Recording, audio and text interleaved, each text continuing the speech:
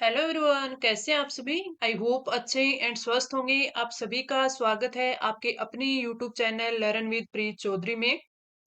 हमारी राजस्थान जीके की है वो क्लासेस चल रही थी और ये वेरी इंपॉर्टेंट क्लासेस है क्योंकि ये जो आपके प्रीवियस ईयर क्वेश्चंस हैं उनका सॉल्यूशन आपको करवाया जा रहा है। और प्रीवियस ईयर पिछले 2 सालों के यानी 2022 में जो आपके एग्जाम हुए थे, जैसे फर्स्ट ग्रेड का हुआ था, आपका सेकंड ग्रेड का हुआ था, एआरओ का हुआ था, आपके विद्युत विभाग में कई सारे एग्जाम हुए थे उनका, और साथ में 2023 में जो आपके एग्जाम हुए हैं उनका, इनमें जो जो क्वेश्चन आए गए हैं उनका सॉल्यूशन करवाया जा रहा है, ताकि हमें सभी को पता है कि जो हमारे राजस्थान में है वो जो क्वेश्चंस है वो रिपीट काफी होते हैं। तो ऐसे कई बार क्वेश्चन आ जाते हैं जो हमें बुक्स में नहीं मिल पाते, और बुक में नहीं मिल पाते लेकिन जो क्वेश्चन पीछे के आए हुए होते हैं वो रिपीट रिपीट हो जाते हैं, तो इसलिए हमें उनका सॉल्यूशन बहुत इंपॉर्टेंट बन जाता है।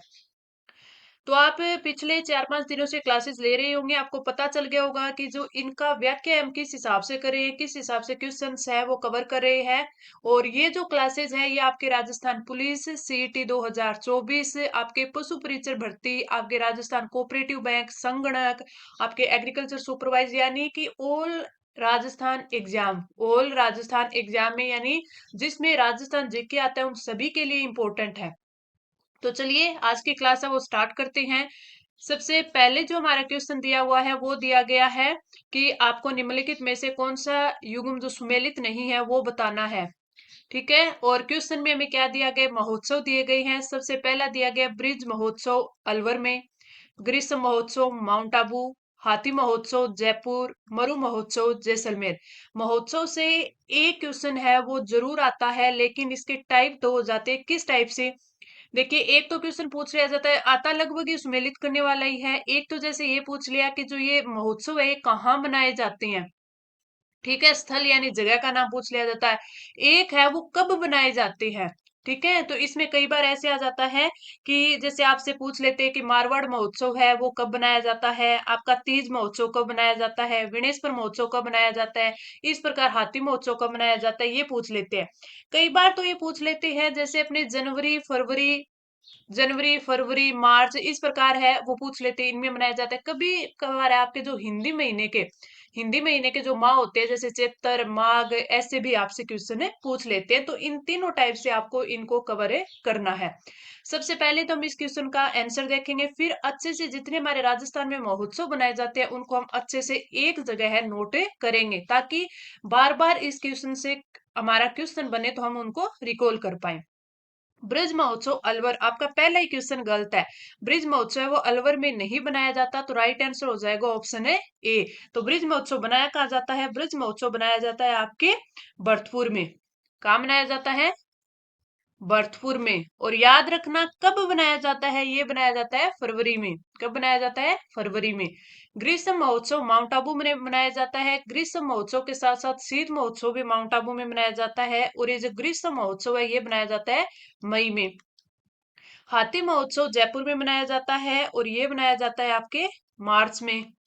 हाथी महोत्सव मार्च में। और मरु महोत्सव है वो जैसलमेर में मनाया जाता है, और ये आपके जनवरी और फरवरी में मनाया जाता है। तो ये आपके चारों के चारों मैंने अच्छे से बता दिए कौन सा कब बनाया जाता है और कहाँ मनाया जाता है। अब हम इनके अलावा कुछ एक और इम्पोर्टेंट है उनकी बात कर लेते हैं, क्योंकि वो भी काफी बार एग्जाम में पूछ लिए जाते हैं। जैसे सबसे पहले अगर हम बात करें मारवाड़ महोत्सव, मारवाड़ महोत्सव, मारवाड़ महोत्सव है वो कहाँ मनाया जाता है, ये बनाया जाता है जोधपुर में। कहाँ बनाया जाता है, जोधपुर में। और कब बनाया जाता है, अक्टूबर में मनाया जाता है। ठीक है, इसके बाद में अगर आपसे पूछ ले कि थार महोत्सव, थार महोत्सव कहाँ मनाया जाता है, तो थार महोत्सव है वो बाड़मेर में बनाया जाता है। बाड़मेर में। कब बनाया जाता है, ये बनाया जाता है आपके फरवरी मार्च में। अगला आपसे पूछा जा सकता है तीज महोत्सव, तो तीज महोत्सव है वो कहाँ बनाया जाता है, तीज महोत्सव बनाया जाता है जयपुर में। एक क्वेश्चन आता है ना, कजली तीज कहाँ की बनाई जाती है, तो वो आप कमेंट करके बताना कि जो कजली तीज है वो कहाँ मनाई जाती है, यानी कहाँ की प्रसिद्ध है। एक आता है आपके विनेश्वर महोत्सव, विनेश्वर महोत्सव। विनेश्वर महोत्सव की बात करें तो ये बनाया जाता है आपका डूंगरपुर में। डूंगरपुर में। और आपको पता है तो वेणेश्वर धाम की है जो डूंगरपुर में स्थापना किसने की थी, तो ये की थी संत माऊजी ने। हम पिछले 2-3 जो क्लासेस हुई है उसमें हमने अच्छे से इस चीज को पढ़ा भी है। किसने की थी, संत माऊजी ने की थी वेणेश्वर धाम की स्थापना। डूंगरपुर में मनाया जाता है, कब मनाया जाता है ये इंपॉर्टेंट है, बहुत बार पूछा जाता है। तो ये माघ पूर्णिमा को बनाया जाता है। माघ में जो पूर्णिमा आती है उसमें माघ पूर्णिमा को बनाया जाता है वेणेश्वर महोत्सव। इसके अलावा आपसे पूछा जा सकता है बेलून महोत्सव। बेलून महोत्सव है, ये बनाया जाता है आपके बाड़मेर में। बाड़मेर बेलून महोत्सव कब मनाया जाता है, बाड़मेर में मनाया जाता है। इसके अलावा अगर अपन और बात करें तो जैसे मेवाड़ महोत्सव। मेवाड़ महोत्सव की बात करें तो ये कहाँ मनाया जाता है, ये उदयपुर में मनाया जाता है। और उदयपुर की बात करें तो कब मनाया जाता है, ये अप्रैल में मनाया जाता है, अप्रैल। तो ये सारे अपने एक साथ पढ़े। मारवाड़ महोत्सव जोधपुर में अक्टूबर में, थार महोत्सव बाड़मेर में फरवरी मार्च में, तीज महोत्सव जयपुर में, विनेश्वर महोत्सव डूंगरपुर में पूर्णिमा माघ पूर्णिमा को, बेलून महोत्सव बाड़मेर में, मेवाड़ महोत्सव उदयपुर और अप्रैल में। आगे बढ़े, अगर कुछ एक इम्पोर्टेंट और है इसके, वो एक अलग स्लाइड पे मैं आपको करवा देती हूँ ताकि आपका जो ये आप कभी नहीं भूले, एक साथ आप नोट डाउन भी इस चीज को कर सकते हो। इसमें जैसे आपके आता है जो इम्पोर्टेंट में आता है वो आता है पतंग महोत्सव। पतंग महोत्सव, पतंग महोत्सव के अलावा आपका तीज महोत्सव मैंने बता दिया, चलो एक साथ लिखवा देती हूँ, तीज महोत्सव। फिर आपका आता है फागोत्सव। फागोत्सव आपका आता है गणगौर महोत्सव। ये एक साथ लिखवा रही हूँ तो थोड़ा सा आप इनको ध्यान में रखना। और चित्र महोत्सव, चित्र महोत्सव, इसके साथ साथ ही धुलंडी महोत्सव। धुलंडी महोत्सव, तो ये सारे के सारे हैं, ये बनाए जाते हैं जयपुर में। कहाँ बनाए जाते हैं, जयपुर में बनाए जाते हैं। तो जैसे आजकल ये हो गया है ना कि सारे जैसे ऊंट महोत्सव, मरु महोत्सव, थार महोत्सव, तीज महोत्सव, ये तो पूछते ही हैं। अगर आपसे पूछ ले पतंग महोत्सव, फागोत्सव, गणगौर महोत्सव, चित्तर महोत्सव, धुलंडी महोत्सव, तो ये भी आपको याद होना चाहिए। तो ये भी हमें कवर करना है। अगला आपको ऊंट महोत्सव का पता है, ये बीकानेर में मनाया जाता है। मरु महोत्सव जैसलमेर में मनाया जाता है, मैंने आपको लिखवाई दिया। थार महोत्सव बाड़मेर में। इसके साथ साथ एक जो मैंने आपको मारवाड़ महोत्सव लिखवाया था ना, मारवाड़ महोत्सव या फिर इसी को मांड महोत्सव भी कहते हैं, मांडे महोत्सव। इसके साथ साथ अगर आप ध्यान रखें तो एक बनाया जाता है जलसो महोत्सव। जलसो, और इसका पूरा नाम क्या लिखते हैं, इसको बोलते हैं जलसो राजस्थान रो महोत्सव। जलसो राजस्थान रो महोत्सव, महोत्सव। तो ये कहाँ बनाया जाता है, ये बनाया जाता है जोधपुर में। तो ये भी आपको ध्यान रखना है। इसके साथ साथ मैंने एक और बताया था अभी आपको, और वो क्या बताया था, वो बताया था मेवाड़ महोत्सव। मेवाड़ महोत्सव मैंने बताया ना उदयपुर में मनाया जाता है, अप्रैल में मनाया जाता है। मेवाड़ महोत्सव के अलावा एक बनाया जाता है आपका उदयपुर में कोटड़ा महोत्सव। कोटड़ा तहसील है, अगर आप सभी को पता हो तो कोटड़ा महोत्सव। इसी के साथ साथ आदि महोत्सव, आदि महोत्सव के साथ साथ शिल्प ग्राम उत्सव, शिल्प ग्राम उत्सव, उत्सव, ये सारे के सारे काम मनाए जाते हैं, ये भी आपके उदयपुर में मनाए जाते हैं, उदयपुर में। तो एक साथ लिखवाने का यही मोटिव रहता है कि आपको सारे के सारे अच्छे से यहाँ पे कवर कर पाओ। एक आपका बनाया जाता है अभानेरी महोत्सव। अभानेरी महोत्सव आपको पता है कि जो चांद बावड़ी है वो कहाँ पे है, अभानेरी दौसा में है। तो अभानेरी महोत्सव है वो मनाया जाता है दौसा में। दशहरा, दशहरा राजस्थान में कहाँ का प्रसिद्ध है, दशहरा राजस्थान में प्रसिद्ध है कोटा का। तो दशहरा महोत्सव कहाँ बनाया जाएगा, कोटा में बनाया जाएगा। इसी प्रकार जो मत्स्य महोत्सव है, मत्स्य महोत्सव या उत्सव बोल दे, और इसके साथ साथ एक आता है ट्रांसजेंडर, ट्रांसजेंडर उत्सव। ये दोनों के दोनों मनाए जाते हैं आपके अलवर में। ये दोनों के दोनों कहाँ मनाए जाते हैं, अलवर में। तो इन चीजों को भी आप थोड़ा ध्यान रखना। एक ध्यान रखना, जो ब्रिज महोत्सव है वो तो बनाया जाता है भरतपुर में, और जो आपका मत्स्य महोत्सव है और ट्रांसजेंडर उत्सव है, ये दोनों के दोनों अलवर में बनाए जाते हैं। सारे के सारे मैंने एक जगह लिखवा दिए ताकि आपको अच्छे से कवर हो जाए। अब हम बढ़ते हैं हमारे अगले क्वेश्चन पर। हमारा अगला क्वेश्चन है कि निम्नलिखित में से किसने 84 खंभों की छतरी का निर्माण करवाया। राव राजा बुद्ध सिंह ने, धाबाई देवा ने, राव विष्णु सिंह ने और जयसिबाई ने। आपका जो राइट आंसर होगा इस क्वेश्चन के हिसाब से वो आपका होगा ऑप्शन बी, धा भाई ने। लेकिन एक चीज याद रखना कि इस क्वेश्चन का अलग अलग एग्जाम में अलग अलग आंसर मांगा है।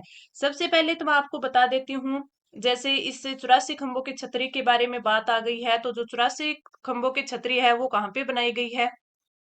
आप एक तो पहली वो चीज है, जो 84 खंभों की छतरी है ये बनाई गई है, इसको कमेंट करके नीचे बताओगे। ठीक है, ये आप सभी को ही पता है। ठीक है, इसके साथ साथ ये धा भाई वाला बता रही हूँ, तो मैं कोई तो ये बोलता है, जैसे कई क्वेश्चंस में तो ये इसका राइट मान लेते हैं कि जो शत्रु साल था उसने बनाई थी, शत्रु साल ने इसका निर्माण करवाया था, और किसकी याद में, धा भाई की याद में। कहीं इसका आंसर माना जाता है अनिरुद्ध, अनिरुद्ध सिंह ने इसका निर्माण करवाया था। लेकिन वो कई बार तो एग्जाम पे हो जाता है, ऐसे क्वेश्चन है वो काफी बार है वो डिलीट भी होते हैं, आपने भी इसको अलग अलग जगह पर पढ़ा होगा। चलो इस क्वेश्चन की बात करते हैं, तो इसमें जो आपके 84 खंभों की है ये, इसके साथ साथ ही 80 खंभों की छतरी के बारे में भी क्वेश्चन है आता है। 80 खंभों की छतरी, तो 80 खंभों की छतरी सबसे पहले बात तो ये है कि अलवर में है, अलवर में है।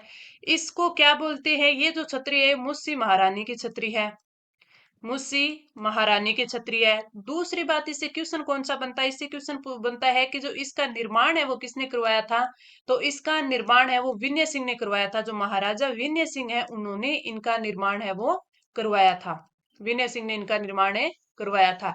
इसके साथ साथ ही है, एक आपकी आती है 12 खंभों की, 12 खंभों की छतरी। 12 खंभों की छतरी है, पहली बात तो है वो कुंभलगढ़ दुर्ग में है, कुंभलगढ़ दुर्ग में है। दूसरी बात क्या है कि ये है किसकी, तो ये है उड़ना राजकुमार की, उड़ना राजकुमार। और उड़ना राजकुमार किसे बोला जाता है, उड़ना राजकुमार कहा जाता था पृथ्वी सिंह को, पृथ्वी सिंह को। तो आप याद रखना कि जो 12 खंभों की छतरी है वो पृथ्वी सिंह यानी उड़ना राजकुमार की है, और वो कुंभलगढ़ दुर्ग में है। 84 खंभों की छतरी की बात करें तो ये कहाँ पे है, बूंदी में है, बूंदी में है। ठीक है, तो इन चीजों का आपका तीनों के तीनों, 12 खंभों की, 80 खंभों की, 84 खंभों की, तीनों के तीनों आप याद रखना। 84 खंभों की छतरी है वो बूंदी में, 80 खंभों की अलवर में, 12 खंभों की कुंभलगढ़ दुर्ग में। आगे बढ़ते हैं, हमारा अगला क्वेश्चन वेरी इंपॉर्टेंट है, ज्योग्राफी का क्वेश्चन है। निम्नलिखित में से कौन सी एक पंजाब, हरियाणा, राजस्थान राज्यों की संयुक्त सिंचाई परियोजना नहीं है। इनकी संयुक्त सिंचाई परियोजना नहीं है, ये हमसे क्वेश्चन में पूछा गया है। ठीक है, सबसे पहले हम बात करते हैं भाखड़ा नांगल परियोजना की, व्यास परियोजना, गुड़गांव नहर परियोजना और सिद्धमुख नहर परियोजना। सबसे पहले जो क्वेश्चन है यानी इसका राइट आंसर की बात कर लेते हैं, तो सबसे फर्स्ट ही है भाखड़ा नांगल परियोजना है वो पंजाब, हरियाणा और राजस्थान राज्यों की संयुक्त सिंचाई परियोजना नहीं है। तो फिर इसके बारे में बात कर लेते हैं, तो ये कहाँ कहाँ की है, क्योंकि जब तक हम क्वेश्चन को अच्छे से नहीं समझेंगे, अब हमने तो ये तो पढ़ा था कि जो भाखड़ा नांगल परियोजना है वो उसमें कौन सा आता है, उसमें राजस्थान भी आता है। ठीक है, और उसमें पंजाब भी आता है, उसमें हरियाणा भी आता है, फिर ये क्यों नहीं है, ये चीजें हमें ये देखनी है, समझनी है। इसके लिए हम पूरा देखेंगे कि भाखड़ा नांगल परियोजना है क्या। इसकी बात करें तो इसमें आने वाले जो राज्य देखे, तो इसमें राजस्थान आता है, इसमें पंजाब आता है, इसमें हरियाणा आता है, इसके साथ साथ इसमें हिमाचल प्रदेश भी आता है। इसलिए ये इन तीन राज्यों की संयुक्त परियोजना नहीं है, क्योंकि ये चार की है। फिर इसकी बात आती है कि जो ये परियोजना है ये किस नदी पर बनी हुई है, तो ये बनी हुई है आपके सतलज नदी पर। कहाँ पर बनी हुई है, सतलुज या सतलज नदी बोलते हैं, उस पर बनी हुई है। ठीक है, फिर आप देखना कि जो ये सतलुज नदी है, ठीक है, इस चीज के बारे में हमने पढ़ लिया। फिर आपसे क्वेश्चन पूछा जा सकता है कि राजस्थान के कौन से जिले हैं वो जो भाखड़ा नांगल परियोजना से लाभान्वित होते हैं, तो इसमें सिर्फ दो जिले आते हैं, हनुमानगढ़, हनुमानगढ़ और चूरू, हनुमानगढ़ और चूरू। तो इन चीज का आप ध्यान रखना कि जो भाखड़ा नांगल परियोजना है इसमें हनुमानगढ़ और चूरू है वो दो जिले आते हैं। भाखड़ा नांगल परियोजना राजस्थान, पंजाब, हरियाणा और हिमाचल प्रदेश चार राज्यों की भी परियोजना है, और सतलज नदी पर ये बनी हुई है। और आपसे क्या क्वेश्चन पूछा जा सकता है, जैसे मैं आपको बताऊं, आपसे क्वेश्चन पूछा जा सकता है जैसे व्यास परियोजना आ गई। ठीक है, इस क्वेश्चन का तो राइट आंसर हो ही गया। व्यास परियोजना की बात करें तो व्यास परियोजना है वो किस किस की है, इसमें दिया हुआ है पंजाब, हरियाणा और राजस्थान। ठीक है, ये बात हो गई। अब पूछ ले किस नदी पर है, तो ये व्यास नदी पर है, व्यास परियोजना व्यास नदी पर है। इससे एक वेरी इंपॉर्टेंट क्वेश्चन पूछा जाता है और वो पूछा जाता है इराड़ी समझौता। इराड़ी समझौता। अगर आपसे ये पूछ ले कि इराड़ी समझौता है वो किस परियोजना से संबंधित है, तो वो संबंधित है आपके व्यास परियोजना से, और ये कब हुआ था, 1986 में हुआ था। इसके तहत है वो राजस्थान का हिस्सा है, वो कितना है, राजस्थान का हिस्सा, राजस्थान का हिस्सा है वो है आपके 8.6, 8.6 मिलियन, 8.6 मिलियन है एकड़। तो इस चीज को आप ध्यान रखना, वेरी वेरी इंपॉर्टेंट है। आपसे पूछा जा सकता है कि इराड़ी समझौता किस परियोजना से संबंधित है, तो व्यास परियोजना से संबंधित है, और ये 1986 में हुआ था, और इसके तहत राजस्थान का हिस्सा 8.6 मिलियन एकड़ आता है। तो आपको क्या क्या चीजें ध्यान में रखनी है, एक तो आपको व्यास परियोजना में कि ये कौन कौन से राज्यों की है, पंजाब, हरियाणा, राजस्थान, व्यास नदी पर है, इराड़ी समझौता और राजस्थान का हिस्सा। भाखड़ा नागल परियोजना की बात करें तो राजस्थान, पंजाब, हरियाणा, हिमाचल प्रदेश 4 राज्यों की है, सतलुज नदी पर है। राजस्थान के हनुमानगढ़ और चूरू जिले इससे लाभान्वित होते हैं। अब इसमें आती है गुड़गांव नहर परियोजना और सिद्धमुख परियोजना। अब अगर सीधा ही मैं इसका आंसर बताकर चली जाती तो आपको ये भी समझ में नहीं आता कि ये 3 राज्यों की ही क्यों परियोजना नहीं है, क्योंकि इसमें तो राजस्थान भी आता है, पंजाब भी आता है, हरियाणा भी आता है, होनी चाहिए थी, लेकिन ये किसकी है, हिमाचल प्रदेश भी आता है। इसमें सिर्फ पूछा है पंजाब, हरियाणा और राजस्थान। बाकी ये तीनों की तीनों है, सिर्फ पंजाब, हरियाणा और राजस्थान की है। तो अगर हम एक साथ पढ़ते हैं ना तो वो चीजें हमें बिल्कुल भी याद नहीं होती है, या फिर 4-5 दिन याद रहती है फिर हम भूल जाते हैं। लेकिन हम अगर ऐसे पढ़ेंगे, थोड़ी थोड़ी चीजें हम इसके साथ पढ़ेंगे तो हमारी याद आसानी से हो जाएगी। अगर हम इसी में किसकी बात करें, गुड़गांव नहर की परियोजना की बात करें, तो इसी को और क्या बोलते हैं, इसी को यमुना नहर, यमुना नहर परियोजना भी बोलते हैं, यमुना नहर परियोजना भी बोलते हैं। इसकी बात करें तो ये आपके राजस्थान और हरियाणा, राजस्थान और हरियाणा की परियोजना है। इसमें बात करें तो इससे क्या होता है, इससे भरतपुर, भरतपुर को सिंचाई होती है, इससे भरतपुर को क्या होती है, सिंचाई प्राप्त होती है। ठीक है। अब आगे हम बात करें किसकी, सिद्धमुख परियोजना की, तो सिद्धमुख परियोजना है, इसको क्या बोलते हैं, इसको राजीव गांधी, सिद्धमुख परियोजना को भी राजीव गांधी नहर परियोजना इसका एक और नया नाम है, तो ये भी आप इसको ध्यान रखना। इसकी बात करें तो ये भाखड़ा नांगल जो नहर है, ये जो भाखड़ा नांगल हेड बना हुआ है उस हेड से ये अलग होती है, हेड से अलग होती है। और इसकी अगर हम बात करें तो ये जो है पंजाब हरियाणा से होती हुई राजस्थान में आती है, यानी ये तीनों की है, पंजाब, हरियाणा और राजस्थान की। ठीक है। उसके बाद इस चीज का आपसे पूछा जा सकता है, मैं अलग स्लाइड पर लिख देती हूँ क्योंकि ये काफी इंपॉर्टेंट है। अगर इसकी बात करूं कि दूसरी पर मैं लिख देती हूँ, एक सेकंड रुकना, ये देखना, राजीव गांधी है, या फिर मैं आपको यहाँ पे सिद्धमुख नहर लिख देती हूँ, सिद्ध मुख नहर परियोजना, नहर है परियोजना, ये वो लघु सिंचाई बोलते हैं उसमें है, तो काफी इंपॉर्टेंट बन जाती है। और इससे एक इंपॉर्टेंट बनने का ये है कि इससे और क्वेश्चन पूछे जाते हैं, और वो क्वेश्चन क्या पूछे जाते हैं, जैसे आपसे पूछ लेता है कि जो ये राजीव गांधी नहर परियोजना है इसका उद्घाटन है वो कब हुआ था। इसके उद्घाटन की बात कर ले तो जैसे मैं आपको बताऊं, इसका उद्घाटन हुआ था आपके 1989 में। तो सिद्धमुख नहर परियोजना है, उसका उद्घाटन है कब हुआ था, 1989 में हुआ था। अगर आपसे पूछ ले कि इसका लोकार्पण कब हुआ था, इसका लोकार्पण है वो कब हुआ था, तो आपको याद रखना है इसका हुआ था 2002 में। और इसी का नाम क्या है, राजीव गांधी नहर परियोजना है, ये इंपॉर्टेंट बन जाती है। और ये अगर बात करें हनुमानगढ़, हनुमानगढ़ की बात करें तो हनुमानगढ़ की ये नौर भादरा तहसील को लाभान्वित करती है, नौहर और भादरा तहसील, भादरा तहसील है उसको लाभान्वित करती है। तो छोटी सिंचाई परियोजना है तो इससे क्वेश्चन बनने के चांस है वो ज्यादा हो जाते हैं। तो याद रखना आप, ये आपकी किस किस की है, ये आपकी हरियाणा, पंजाब और राजस्थान की संयुक्त परियोजना है। तो ये हमारा क्वेश्चन बन जाता है। इसमें हमने पूरा देख लिया क्वेश्चन। पहले सबसे पहले तो इसका देखा हमने कि जो आपको क्वेश्चन दिया गया था उसका राइट आंसर हो जाएगा ऑप्शन ए। फिर इसके बाद में हमने चारों को अच्छे से देख लिया। अब हम बढ़ते हैं अगले क्वेश्चन पर। अगला जो हमारा क्वेश्चन है, जयपुर के किस क्षेत्र में तेंदुआ सफारी पार्क स्थित है? कुक्कस, मोहनपुरा, झोटवाड़ा और झालाना।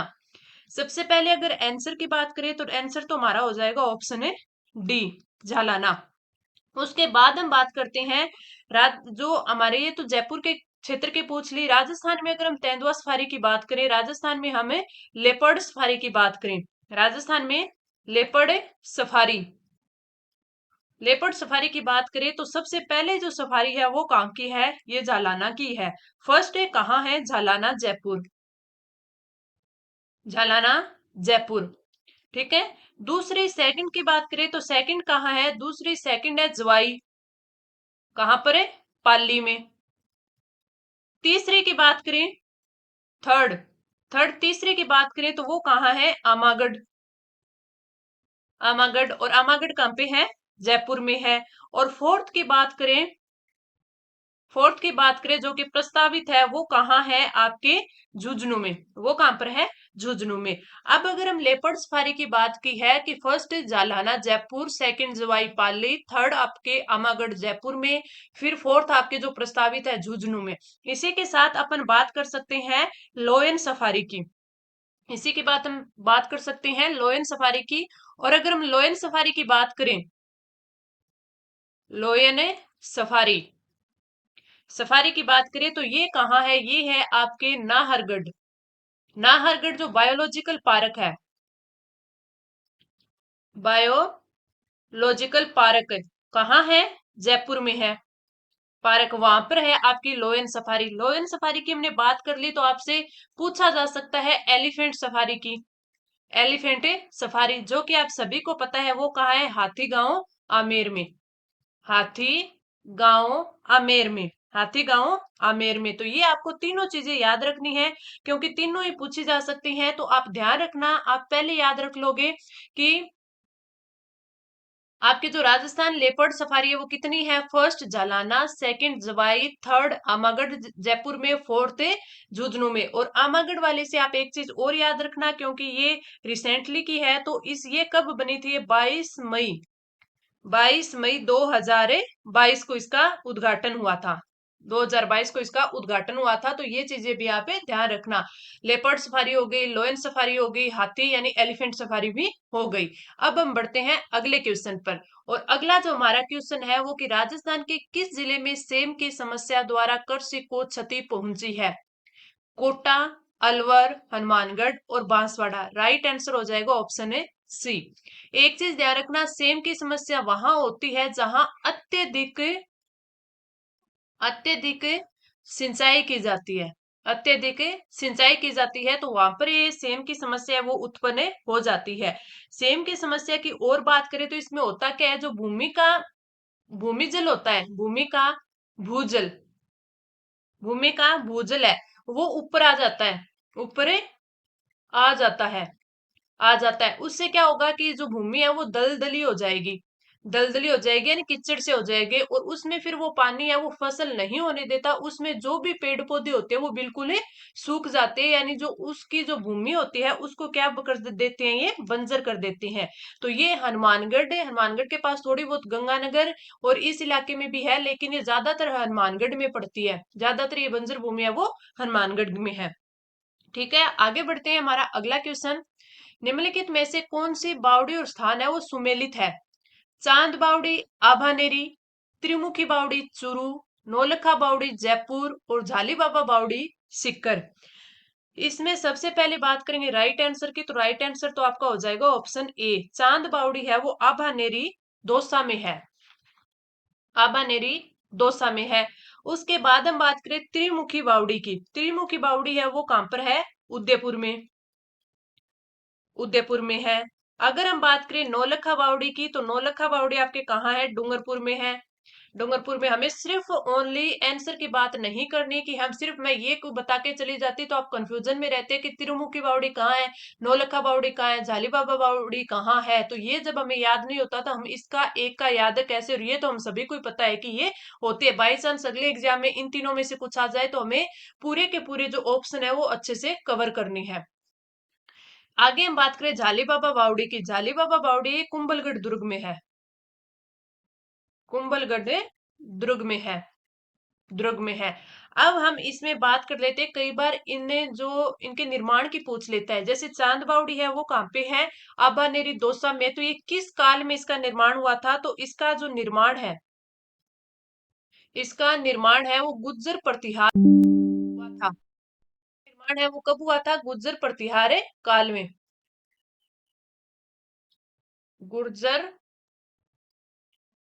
प्रतिहार काल में इसका निर्माण हुआ था। आपसे पूछा जा सकता है कि जो आपकी त्रिमुख बावड़ी है इसका निर्माण, तो इसका निर्माण है जो राज सिंह थे, महाराजा राज सिंह, महाराजा राज सिंह की रानी ने करवाया था, और उनकी रानी का नाम क्या था ये इंपॉर्टेंट बन जाता है, तो वो थी रामर्स दे, रामर्स दे, उन्होंने इसका निर्माण करवाया था।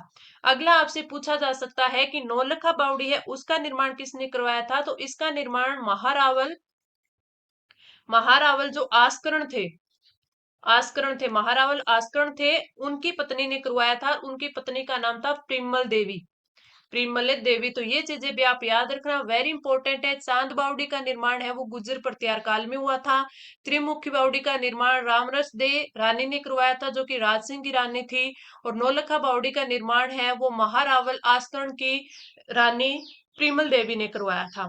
आगे बढ़ते हैं, अगला क्वेश्चन, राजस्थान द्वारा विंड एवं हाइब्रिड एनर्जी पॉलिसी वर्ष में लागू की गई, किस वर्ष में लागू की गई? पॉलिसी का क्वेश्चन मैं हर इसमें आपकी क्लास में एक लेके आती हूँ, और उसके साथ मैं आपको 3 से 4 और पॉलिसी है वो याद करवाती हूँ, ताकि आपको अच्छे से सारी की सारी जितनी भी पॉलिसी बनी है वो सारी आपको याद हो जाए। और जैसे ही ये सारी पॉलिसी आपको याद हो जाती है, बीच बीच में मैं आपको टेलीग्राम चैनल पर भी ये प्रोवाइड करवा दूंगी। जैसे 2019 में जो जो नीति आई थी, 2020 में आई थी, 21 में आई थी, 22 में आई थी, तो ये सारी की सारी नीति है कब कब की आई हुई है, ये सारे आपको टेलीग्राम चैनल पर भी प्रोवाइड करवा दूंगे, तब आप उनका रिवीजन भी अच्छे से कर पाओगे। इस क्वेश्चन की बात करें, विंड एवं हाइब्रिड एनर्जी पॉलिसी 2011, 19, 20 और 22, राइट आंसर आपका क्या हो जाएगा, ऑप्शन है बी हो जाएगा, 2019 में आई थी। इसकी बात होती है कि किस डेट को आई, तो आप याद रखना 18 दिसंबर 2019 को आई थी। इसके साथ साथ आप याद रखना कि जो राजस्थान सौर ऊर्जा नीति, सौर ऊर्जा नीति, ऊर्जा नीति, तो ये भी आपके कब आई थी, 18 दिसंबर 2019 को आई थी, 18 दिसंबर 2019 को आई थी। दोनों चीजें आपकी विंड एवं हाइब्रिड एनर्जी, राजस्थान सौर ऊर्जा नीति, तीनों की तीनों है कब आई थी, 18 दिसंबर 2019 को आई थी। 19 की और बात करें तो 19 में एक और आई थी आपके राजस्थान सिलिकोसिस नीति, राजस्थान सिलिको सिस नीति, सिलिकोसिस नीति, इसकी भी बात करें तो ये भी कब आई थी, 3 अक्टूबर 2019 को, इसको भी आप थोड़ा ध्यान रखना। इसी के साथ अगर आपसे पूछ ले राजस्थान पर्यटन नीति, राजस्थान है पर्यटन नीति, तो ये भी आपके कब आई थी, ये 2020 की नीति है, और 2020 राजस्थान पर्यटन नीति 2020 है, वो आपकी आई थी 9 सितंबर, 9 सितंबर 2020 में, इसको भी आप याद रखना। इसी के साथ अगर हम 2019 की और बात करें तो 2019 में एक और आई थी, वो और लिखवा देती हूँ मैं आपको, ताकि आपको 19 और 20 की याद रहे, वो आई थी आपकी राजस्थान औद्योगिक विकास नीति, राजस्थान औद्योगिक विकास नीति, विकास नीति, ये कब आई थी, ये आई थी आपकी 19 दिसंबर, 19 दिसंबर 2019 को, यानी ये राजस्थान सौर ऊर्जा नीति के दूसरे दिन आई थी राजस्थान औद्योगिक विकास नीति, जो कि 19 दिसंबर 2019 को आई थी। तो ये हमारे नीति के हमने कुछ कुछ है जो इसमें से रिलेटेड थी वो हमने याद कर ली। अब हम बढ़ते हैं अगले क्वेश्चन पर, केसर बाग वन्य जीव अभयारण्य राजस्थान के कौन से जिले में अवस्थित है? इस क्वेश्चन को मैं कभी नहीं भूल सकती, क्योंकि ये क्वेश्चन है जिस वैकेंसी में मेरा सिलेक्शन हुआ था उसी वैकेंसी का एक क्वेश्चन है, ठीक है। तो ये क्वेश्चन जो केसर बाग वन्य जीव अभयारण्य राजस्थान में कौन से जिले में अवस्थित है, बारां, उदयपुर, धौलपुर और नागौर, तो राइट आंसर हो जाएगा ऑप्शन सी, धौलपुर में है। अब जब आपसे धौलपुर का ये आ गया कि केसर बाग है, तो इसमें और कौन कौन से है, इसमें 3 वन्य जीव अभयारण्य हैं, तीनों की हम अच्छे से बात कर लेते हैं। एक आपका है इसमें राम सागर, राम सागर है वन्य जीव अभ्यारण्य। दूसरा हमने अभी पढ़ा कौन सा है, केसरबाग, केसरबाग वन्य जीव अभ्यारण्य। और तीसरा इसमें है वन विहार, वन विहार, वन विहार वन्य जीव अभ्यारण्य। ये दोनों के दोनों मेरे एग्जाम में आए थे, केसरबाग और वन विहार। देखिए एक एग्जाम में दो आपके वन्य जीव अभ्यारण्य दोनों ही एक ही आपके जिले से आ गए, तो आपको सारे के सारे याद रखने हैं। तो उदयपुर में 3 है, रामसागर वन्य जीव अभ्यारण्य, केसरबाग वन्य जीव अभ्यारण्य और वन विहार वन्य जीव अभ्यारण्य। अब हमने इनकी बात कर ली, तो हमें 12 की बात कर लेते हैं। 12 में एक है शेरगढ़ वन्य जीव अभ्यारण्य आता है, शेरगढ़ वन्य जीव अभ्यारण्य। शेरगढ़ की बात करें तो इसको क्या बोला जाता है, इसको सांपों की शरण स्थली भी बोला जाता है, शरण स्थली, सांपों की शरण स्थली। अगर आपसे पूछ ले कि ये किस नदी के किनारे है, तो ये आपके परवन नदी, परवन नदी के किनारे भी आता है। अब आपसे पूछ सकता है, जैसे हमने उदयपुर की ओर बात कर ले, तो उदयपुर में आपके सज्जनगढ़ वन्यजीव अभ्यारण्य, सज्जनगढ़ वन्यजीव अभ्यारण्य, इसके साथ साथ जयसंबंध वन्यजीव अभ्यारण्य, जयसंबंध के साथ साथ फुलवारी की नाल, फुलवारी की नाल वन्यजीव अभ्यारण्य भी इसी में आता है। तो ये हमने याद कर लिए। आपके नागौर में कोई वन्यजीव अभ्यारण्य नहीं आता, तो 12 उदयपुर और धौलपुर तीनों के रख लिए, तो ये क्वेश्चन हमारा अच्छे से इसमें हो गया। अब हम बढ़ते हैं अगले क्वेश्चन पर। अब हम अगले क्वेश्चन पर बढ़ते हैं। एक सेकंड, इस क्वेश्चन को करवाने से पहले मैं आपको एक चीज और करवा देती हूँ। वो क्या, कि कई बार ये जो आपके वन्य जीव अभ्यारण्य है ना, तो हमारे इनसे रिलेटेड है और क्वेश्चन बन सकते हैं, तो आपको नॉर्मली एक जानकारी और प्रोवाइड करवा देती हूँ। जैसे आप इनको इम्पोर्टेंट फैक्ट मान लेना। इसमें जैसे आपके पूछा जा सकता है कि आपके नेशनल पार्क है वो राजस्थान में कितने हैं, तो 3 है। वहीं अगर आपसे पूछ ले कि टाइगर रिजर्व कितने हैं, टाइगर रिजर्व कितने हैं, तो वो कौन कौन से है, 4 है राजस्थान में। और जो न्यूनतम है वो कौन सा है, आप कमेंट करके जरूर बताना। फिर अगला तीसरा आपसे क्या पूछा जा सकता है कि राजस्थान में वन्य जीव अभ्यारण्य, वन्य जीव अभ्यारण्य है वो कितने हैं, ये पूछा जा सकता है। अनंता ये कितने हैं, ये है आपके 27 है। आपसे पूछा जा सकता है पक्षी स्थल कितने हैं, पक्षी स्थल कितने हैं, तो पक्षी स्थल कितने हैं राजस्थान में 2 है। अब आप सोचोगे कि 2 कौन कौन से हैं, तो ये आपको पता भी है। दो दो कौन कौन से, एक तो जो आपके केवलादेव पक्षी अभ्यारण्य है, केवलादेव, और दूसरा कौन सा है आपको, केवलादेव, और दूसरा आपका कौन सा है, सांभर झील, सांभर झील। तो ये 2 आपके कौन से पक्षी स्थल है। आपसे फिर बाद में आगे और क्या पूछा जा सकता है, आपसे आगे पूछा जा सकता है कि जो कुल प्रादेशिक मंडल है वो कितने हैं, कुल प्रादेशिक मंडल।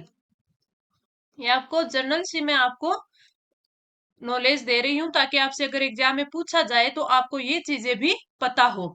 तो कुल प्रादेशिक अगर मंडल पूछ ले, तो आपको बताना है वो कितने हैं, 38 है। ठीक है। और आपसे क्या पूछा जा सकता है, वन्य जीव मंडल पूछ ले, वन्य जीव मंडल वो कितने हैं, वो है 16। और आपसे आर्द्र भूमि भी पूछी जा सकती है ना, कि आर्द्र भूमि कितनी है। तो अगर आपसे आर्द्र भूमि पूछ ले, तो आर्द्र भूमि आपको ध्यान रखना है राजस्थान में कितनी है, 2। आपसे और क्या पूछा जा सकता है, आपसे पूछा जा सकता है eco sensitive zone, eco sensitive zone कितने हैं, सेंसिटिव जोन राजस्थान में कितनी है, तो वो कितने हैं, आप ध्यान रखना, 15 है। इसी के साथ साथ आपसे और क्या पूछा जा सकता है, आपसे जैसे पूछा जा सकता है अगला पॉइंट है कि इको टूरिज्म साइट कितनी है, इको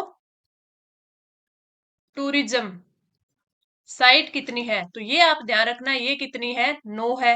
वहीं आपसे एक और क्वेश्चन पूछा जा सकता है कि जैव विविधता स्थल कितनी है, जैव विविधता स्थल कितने हैं, तो वो आप ध्यान रखना, वो कितने हैं, 5। तो ये चीजें वेरी वेरी इंपॉर्टेंट है, इन चीजों का तो नॉलेज आपको होना ही चाहिए।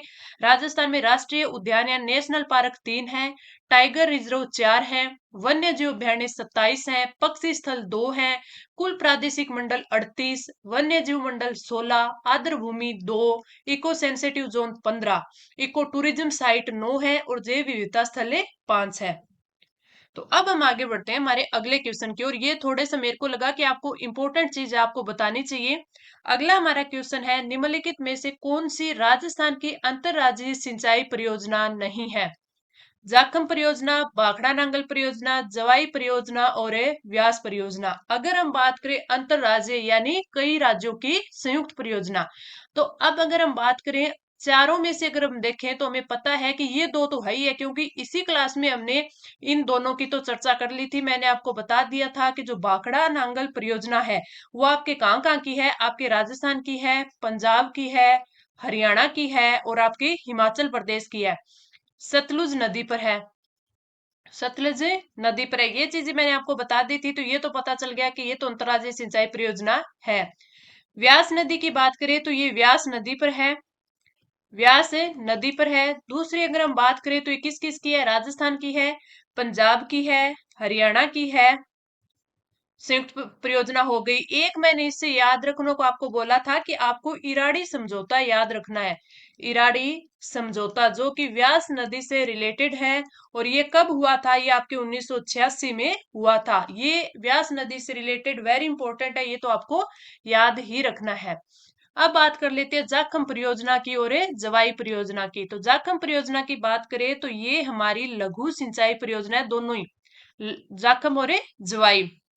एक तो लघु सिंचाई परियोजना है, दूसरी बात हम क्या याद रखेंगे, जाखम नदी पर है, जाखम नदी पर है। तीसरी बात याद रखेंगे कि ये प्रतापगढ़ जिले में आती है, प्रतापगढ़ जिले के भी काम पर है, छोटी सादड़ी गांव में आती है। राजस्थान का सबसे ऊंचा बांध पूछ ले तो जाखम बांध है, राजस्थान का सबसे ऊंचा बांध, ऊंचा बांध पूछ ले तो कौन सा है, ये जाखम बांध ही है। तो ये अपने क्या हो गई, ये आपकी जाखम परियोजना हो गई। जवाई परियोजना की बात करें तो ये सबसे पहले पूछा जा सकता है कहाँ है, तो सुमेरपुर, सुमेरपुर पाली में है पहली चीज। दूसरी, जवाई नदी पर है, जवाई नदी पर है। इससे इंपॉर्टेंट एक ये बनता है कि इससे पूछा जा सकता है लाभान्वित जिले कौन कौन से हैं, लाभान्वित जिले आपसे पूछ ले तो वो आपको ध्यान रखना है, वो 2 जिले हैं, एक तो आपका जालोर है और दूसरा आपका कौन सा है, पाली है, दूसरा कौन सा है, पाली है।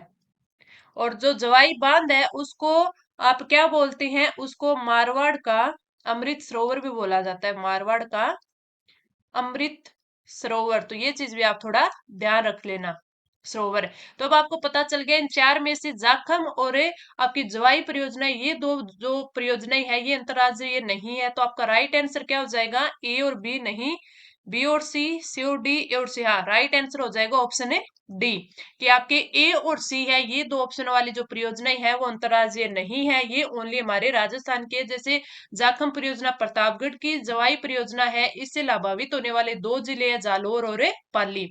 तो इन चीजों को आप अच्छे से ध्यान रखना। अगला क्वेश्चन, निम्नलिखित में से किस समिति के अनुशंसा पर मत्स्य संघ का राजस्थान में विलय किया गया था? वेरी वेरी इंपॉर्टेंट है, और इनमें से लगभग ये सारी की सारी समितियां इंपॉर्टेंट है।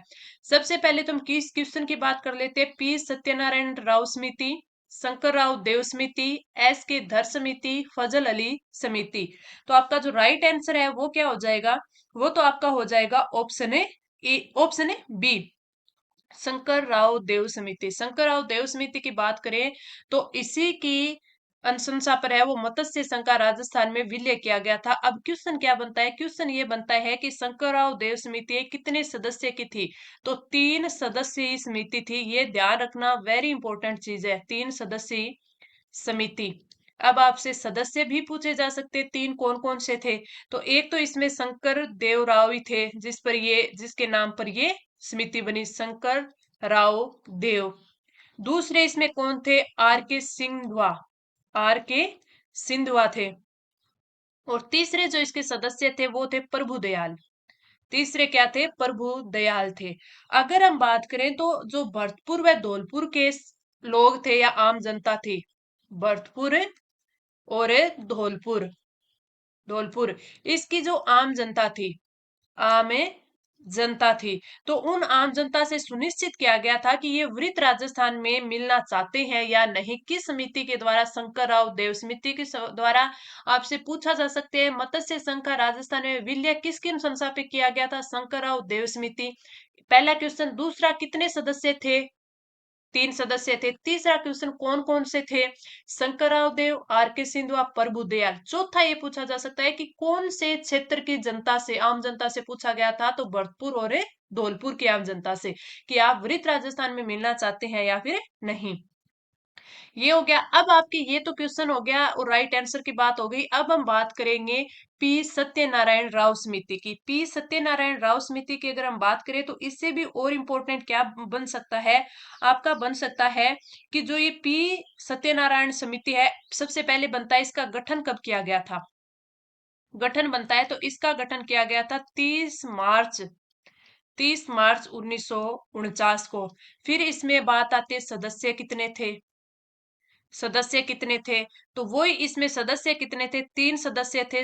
तीनों सदस्य कौन कौन थे? से थे, एक तो ये सत्यनारायण थे, पी सत्यनारायण, ठीक है। दूसरा अगर हम बात करें तो दूसरे कौन थे? दूसरे थे इसमें आपके ये जो बीके गुप्ता थे। दूसरे कौन थे? बीके गुप्ता। मैं यहां लिख देती हूँ थोड़ा नीचे, बीके गुप्ता थे। तीसरे सदस्य आपसे पूछ ले कौन थे, तो तीसरे सदस्य थे बी विश्वनाथन। बी विश्वनाथन, ये 3 सदस्य इसमें थे। तो वही चीज है कि इसमें से आपसे पूछा जा सकता है गठन 30 मार्च 1949, सदस्य पी सत्यनारायण, बीके गुप्ता और बी विश्वनाथन। एक चीज इससे इंपॉर्टेंट है कि इस समिति ने किया क्या था? तो इस समिति ने जो राजस्थान में जो विभाग अलग अलग दिए गए थे, जैसे राजस्व विभाग है वो अजमेर को, राजस्व विभाग है वो किसको दिया गया था? अजमेर को दिया गया था, अजमेर को। उसी प्रकार कृषि विभाग भरतपुर को दिया गया था, शिक्षा विभाग बीकानेर को दिया गया था, खनन विभाग उदयपुर को दिया गया था। ये सारे जो विभागों का बंटवारा किया गया था वो किसकी अनुशंसा पे किया था? पी सत्यनारायण राव समिति के अनुशंसा पे किया गया था। गठन 30 मार्च 1949 को हुआ था। इसके साथ ही फिर इसमें एक और इम्पोर्टेंट है फजल अली समिति। फजल अली समिति है, इसका भी गठन आपसे पूछा जा सकता है, तो आप याद रखना इसका गठन किया गया था 22 दिसंबर 1953 को। और इससे इंपॉर्टेंट जो क्वेश्चन पूछा जा सकता है कि इसने जो रिपोर्ट है वो कब प्रस्तुत की थी? इसने जो रिपोर्ट है वो प्रस्तुत की थी आपके 1 नवंबर 1956 को। ये वेरी इंपॉर्टेंट बन जाता है। गठन के बाद ये दूसरा क्वेश्चन इंपॉर्टेंट है कि इसने रिपोर्ट कब प्रस्तुत की थी? तो 1 नवंबर 1956 को। इसमें जो इसके अध्यक्ष थे वो थे फजल अली, ठीक है। इसमें सदस्य फजल अली हो गए, के एम पनिकर हो गए, हरदेनाथ कुंजरू हो गए। तो ये सारी की सारी इसमें इंपॉर्टेंट चीजें थी जो मैंने आपको काफी इजी रूप में समझाने की कोशिश की है। फिर भी कुछ भी चीज समझ में नहीं आती है तो आप तुरंत कमेंट करके पूछ सकते हो। तो आप ये तीनों समितियां, पी सत्यनारायण राव समिति, शंकर राव देव समिति और फजल अली समिति, ठीक है, इन तीनों को आप अच्छे से ध्यान रखना। मैंने तीनों के बारे में बता दिया, तीनों के सदस्यों के बारे में बता दिया। फजल अली समिति के सदस्य एक बार फिर बता देती हूँ। इसमें एक तो फजल अली थे ही जो कि इस समिति के अध्यक्ष थे। इसके अलावा थोड़ा सा मैं यहाँ लिख देती हूँ ताकि आपको याद रहे। इसके अलावा एक थे इसमें के एम पन्नीकर, पन्नीकर थे। और इसमें कौन थे? एक इसमें हरदेनाथ कुंजरू थे, हरदेनाथ कुंजरू। वेरी इंपॉर्टेंट क्वेश्चन है, ये काफी बार पूछा गया है, कुंजरू, ठीक है। तो ये भी आप याद रख लेना, ठीक है। गठन हुआ था 22 दिसंबर 1953 को। इन्होंने रिपोर्ट प्रस्तुत की थी 1 नवंबर 1956 को।